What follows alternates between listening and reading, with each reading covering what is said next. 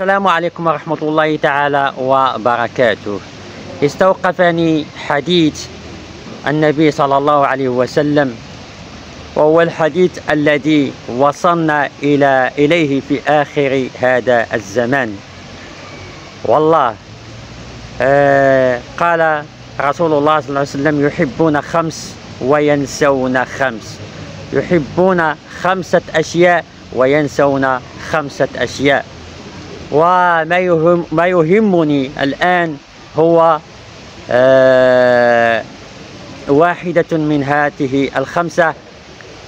قال: يحبون المال وينسون المآل، أي يحبون جمع المادة وينسون المآل، أي يعني ينسون الآخرة وينسون ما ينتظرهم في الآخرة من عذاب ومحاسبة وإلى غير ذلك.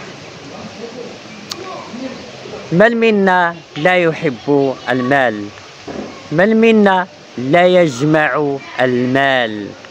من منا لا يفكر في المال صباحا ومساء؟ من منا صغيرنا وكبيرنا شيخنا وكل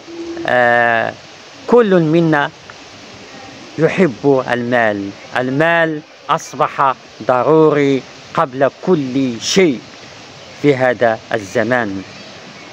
لقد صدق النبي صلى الله عليه وسلم حين قال بأن آخر الزمان كل واحد سيفكر في جمع المال، وكل إنسان سيكون له المال. من منا في جيبه ليس عنده مال؟ الكل له المال، ولكن من له الكثير يريد المزيد، ومن له القليل يريد الكثير. إذن المال سيد الموقف. المال هو الذي يتكلم الآن في هذا الزمان. بالمال تقاس الأمم، وبالمال يقاس الإنسان. ولهذا في هذا آخر الزمان نقول وداعا للمحبة، وداعا للتعاون، وداعا للتعاطف. الكل يبحث ويلهث كالكلب إلى جمع المال.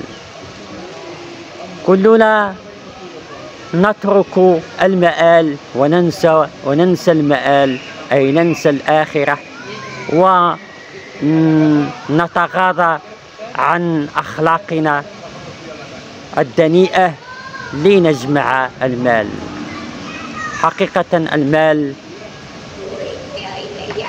هو سيد الموقف، ونتمنى أن الإنسان